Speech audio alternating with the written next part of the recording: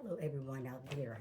Good morning, good evening, good night, good day, wherever you may be across this wonderful and beautiful globe. I'm coming to you today because I have another topic that I would like to discuss. And I like making my topics brief so I won't lose your attention span. And so I'm just going to do this video, drop loads of information in the comment section or the description box so you guys can go and pick up the information and do more research on your own. Do several researches, study, research till you find information that fits you. But today, remember, I'm going to talk to you about a very important topic called gaslighting. And I'm sure many of you, or maybe all of you, have heard of gaslighting. So I'm just going to crack the little edges of it so we can get on inside, so we can get more of a detail. Again, I am Dr. Destiny, and my YouTube channel is DestinyForever Walks Ph.D. And let's get started because I want to get this done. I don't want to be too long, as I said. So, do you understand or do you know anything about being gaslighted by someone? And my topic today would be, how do people gaslight someone? Gaslighting. I have notes because I will try to stick to my notes so I won't get too far away from the topic, okay? But gaslighting is a form of psychological manipulation where someone makes you question your own reality, make you question your memory or your perceptions so they can gain power and control over you. Tactics now will include like flat out like denying events occur. They do trivializing your feelings. They say things like, oh, you're too sensitive, or they start twisting the facts and they start projecting their toxic behavior onto you. They turn it all around and light you up and you become the flame. You know what I'm saying? Everything now is pointing to you. You are the victim, or they are the victim, and you are the monster coming after them. Again, I'm correcting that. They make you become the monster while they become the victim. Now, common gaslighting techniques. I'm gonna give you some different ones here. Number one would be direct denial. They say things like, that never happened, or you're making things up, even when you have proof. It's right there, right in front of them, right in front of you, right in front of everybody, but they will turn it around like, oh, well, you're making all this stuff up. You're making it up, making you look like you're crazy and stupid to try to get people on their side against you. Number two, trivializing and invalidating. They are telling you that you are overreacting. Oh, you're just too sensitive. You overreact. You just doing too much. And then they start saying things like, you're crazy. And that will dismiss your feelings. They just put everything on you as you are such a terrible, horrible person. They lighten you up. Number three, shifting blame. Now, that's a good thing there are. Shifting blame. This is projection. They accuse you of the exact behavior that they are doing. They really not acting out you. They're acting out themselves. But they putting you on the flame, throwing the gas on you to make you look like you are the villain, that you are that mean person. Number three again, like I said, let me finish. Shifting blame, projection, accusing you of the exact behavior that they are doing, such as calling you dishonest when they are the one that's lying. But you're dishonest. You're the liar. They're telling everybody that you're a liar. They can't trust her, but it's them that you really don't trust. You should not trust. Now, number four, countering. That is questioning your memory of events. Oh, like, oh, I don't remember that. Girl, you're just bringing stuff up. That's not true. Even when you remember them clearly, but they're telling you, they're trying to miss everything that you remember, so you don't have no evidence, so you won't catch on to what they have done, they'll try to make you deny what you know what the truth is. That is countering, questioning your memory events. But you know, so don't let people gaslight you out what you already know. You got the proof. The proof is already in you. You just gotta shout it out and just gotta stand on it. Let them know, hey, I know what I'm talking about. Number 5, diverting and blocking. They good at that. Diverting things and blocking. That means changing the subject. Soon as the subject comes up, they want to change it to something else, refusing to listen to you, to avoid their responsibility of the situation that is occurring or going on. They good at making you want to just throw it out so they won't have to even confront it no more because they know that they are lighting you up so you can get burned by their historic behavior. Number 6, using compassion as a weapon. Watch people like that. Using compassion as a weapon. That means using affectionate words or positive reinforcement intermittently. That means that they want to confuse you all the time, makes you feel like, okay, I'm wrong, something wrong with me, you know. I don't know how I can even do such thing or feel such a way about this in a horrible way. But they're doing it intermittently to confuse you and to keep you off balance. They're pulling you into the flame. They're lighting you up. Gaslighting. They're lighting you up and pulling you to the flame so they can burn you and every part about your memory, your mind, your thoughts, your personality, your character, the person who you really are.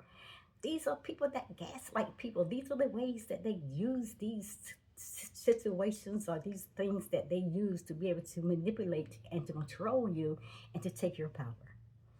Number 7, good. They're good at this. Telling lies. Oh man, they're good at telling lies, telling blatant lies to make you doubt your understanding of the truth. And you got the truth in you. You should know the truth, and the truth shall make you free. Hang on to what you know. Hang on to your truth. Don't let them pull you away from what you already know, what you lived through, what you've been through, what you walked through, what you have experienced, and you've seen, and you're witness, and you've been in it, and you know it. But they want to come in and take the truth from you and make you feel like you are a liar and such a deceiver. And they're good at doing that, making you doubt yourself. Making you doubt yourself. Now, let me talk about signs you are being gaslit. What are some of the signs that you are being gaslit? Now, I just talked to you about some of the common gaslighting techniques. I gave you 7 of those. Now, I'm going to give you a few of the signs that you are being gaslit so you can recognize these things, okay? Number 1, you constantly second guess your decisions and your memories. Because they get into your head. They play so hard in your head. They would light that fire on you and they started burning you so bad, and they start taking it and making a smoke and making a flames and everything, and you just going down into the flames and you just erasing your memories and your decisions. That's what they do. They constantly second guess your decision, your memory. They want to erase everything so you have no proof of anything that someone come and say about you because or whatever. That's what they do. That's number 1. Number 2, you apologize frequently. That's how you know you're being gaslit. You apologize frequently for things that you know you didn't even do. You often apologize for things that you just you didn't even do. You weren't even there. You were nowhere around. But you are taking the blame of putting you, and you gaslighting yourself. I mean, you turn around, you're blaming yourself now because they are making you now become the victim. Let me go back to 1. You constantly second guess. That's how you know you've been gaslit. You constantly second guess your decisions. You constantly second guess your memories. Don't let them erase that from you. And number 2, you apologize frequently. All the time you apologize. I'm sorry, I shouldn't have done it. No, I didn't. No. Don't erase your truth. And that's what you do. You apologize frequently, often for things that you didn't even do. You didn't do it. You got to say, I know I didn't do it. You got to stand on your truth. Number 3, then you start feeling on edge. You feel confused and you started feeling crazy around them. That's a sign. That's a red flag. That's when it's time you know you better run, get out of there. You better get out there. You better get some help. Get somebody in your circle where they can help fight for you. Talk to a counselor. Go to see a psychologist. Find someone, a group of people that you know that they can help. It's a support group. That's what you need. But don't let them make you feel on edge and confused and crazy, because that's when they're taking you down into the flame and burning you into ashes. Number 4, then you start making excuses for the person's behavior. And to friends and family, you start making excuses. Well, maybe they did, or maybe I didn't do this right. And then you start questioning your own self. When you question your own self, you're putting yourself in the fire and you're burning your own self. Stop questioning. You know the truth. You should know the truth, and the truth shall make you free.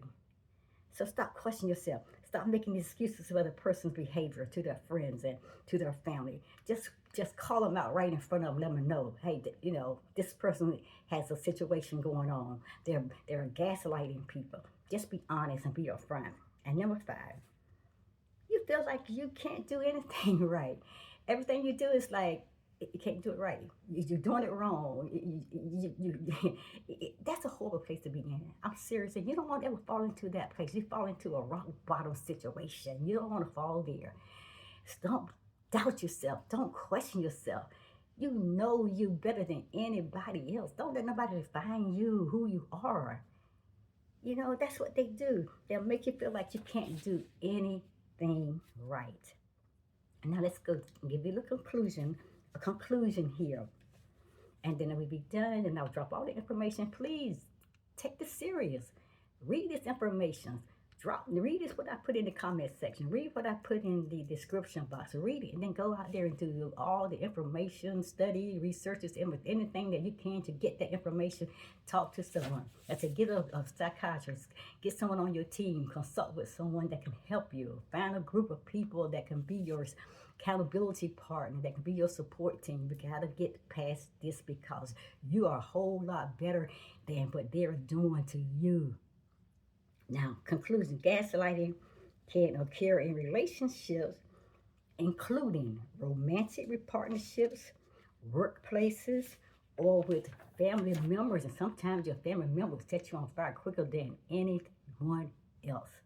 Family members bring up old stuff in the past, and they try to bring it to a sparkling flame and try to erase your side of your story so quick. Watch those family members too. You just can't be walking around the corner thinking that, oh, this person's buried. Sometimes right up in your house, right in front of your family members. So be careful of that.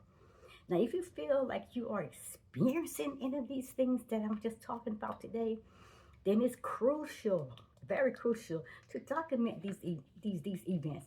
Write this stuff down. Sit there and make a journal. Just make a journal and write it down, so you can have this in front of you, and then remember and allow yourself to sit in a quiet place where all these things will come back clear to you, so you can clarify these things, so you can know that you are in your truth. If people's trying to run you away out of the truth to make you become the victim of their horrible personality and histrionic behavior, it's a disease to them. To me, it's a disease. So, if you feel like this, then you are experiencing this, and it's crucial to document these events. Seek perspectives from trusted, like I said, friends, counselors, professional counseling. Just go and get help. Talk to your family members that you can really trust and talk to. Find a trusted person. You got to learn how to be able to stand up for yourself. And this is gaslighting. And just throwing some nuggets, but I want you to read the comment section. I want you to do your own study, your own research. I want you to study, research, talk to someone, maybe get on helpline, find that support team, and do not allow them to erase your memories and your truths, okay? This is Dr. Destin signing out. I'm going to catch y'all at the next video, and this is how you will know that someone is gaslighting you. And like I said, stand on your truth. Be you, do you, for you. And I will catch you guys at the next video. Signing off, this is Dr. Destiny, and I will catch y'all at the next video.